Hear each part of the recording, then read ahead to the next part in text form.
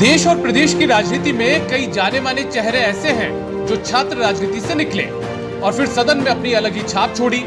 एक बार फिर से प्रदेश में छात्र संघ चुनाव की मांग जोर पकड़ रही है। छात्र संघ चुनाव कराने की मांग को लेकर छात्र नेताओं ने बिल्कुल फूंक दिया है, साथ ही सरकार से आर पार की लड़ाई का ऐलान कर चुके हैं। लेकिन इस बीच एक बड़ी बात ये भी उठ रही है कि छात्र नेता रील नहीं रियल चाहिए। लेकिन इस बात से सभी वाकिफ भी हैं कि धरातल पर काम तो करना पड़ेगा, तभी छात्र छात्राओं में पहचान बन पाएगी। तो ये जो कंट्रोवर्सी रील और रियल का नेता है, रील उसी की बनती है जो कुछ काम करेगा। आप सोशल मीडिया पे वही काम अपलोड करोगे जो आपने ग्राउंड पे किया है।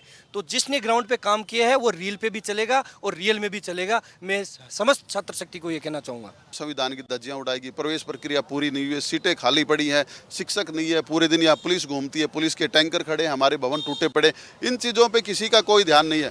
लेकिन एक चीज़ देखिए, ऐसा एक ही चीज़ बिल्कुल मुद्दा छात्र संघ चुनाव प्रवेश प्रक्रिया के बाद होने चाहिए। पिछली बार आप 2022 में आपने देखा था, गहलोत सरकार ने छात्र संघ चुनाव करवाए थे, लेकिन स्थिति क्या थी? हमारे विश्वविद्यालय में 28,000 प्रवेश प्रक्रिया पूरी होने के बाद 28,000 एडमिशन होते हैं, लेकिन छात्र संघ चुनाव सरकारी तंत्र का दुरुपयोग करके बिल्कुल 20,000 में छात्र संघ चुनाव करवाया गया। उसके बाद छात्र संघ चुनाव के बाद प्रवेश प्रक्रिया पूरी गई। क्या उन विद्यार्थियों के साथ भेदभाव क्यों किया गया? छात्र राजनीति का एक बड़ा महत्वपूर्ण पहलू ये भी है, लोग भले ही कहें कि अध्यक्ष और महासचिव जैसे पद से छात्र जुड़ा होता है, लेकिन उस पद से एक बड़ा रुतबा भी जुड़ा होता है। और अगर चुनाव नहीं करवाए जाते तो उतना रुतबा नहीं होता जितना होना चाहिए।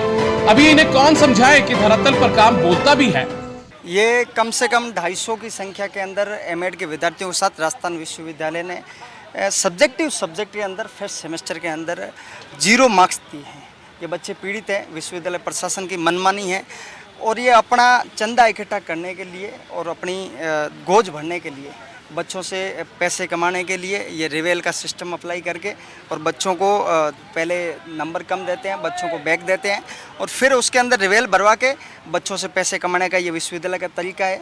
जिन छात्र नेताओं ने बिना मुद्दों के चुनाव लड़ा है, मुद्दों को गौण करके जैसे बता रहे हो आपने चुनाव लड़ा है, वो उनका जो परिणाम है वो भी आप इसलिए कई समस्या देखते हो। सोशल मीडिया के माध्यम से अपन ये है कि भाई लोगों तक अपनी बात को कम समय में पहुंचा सकते हो, लेकिन पूर्ण रूप से सोशल मीडिया पे आधारित रहना भी कहीं ना कहीं ठीक नहीं है।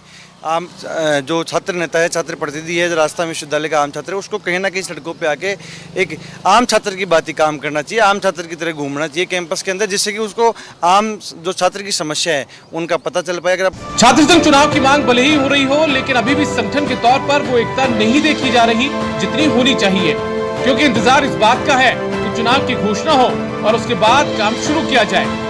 धर्मेंद्र सिंघल, समाचार प्लस, जयपुर।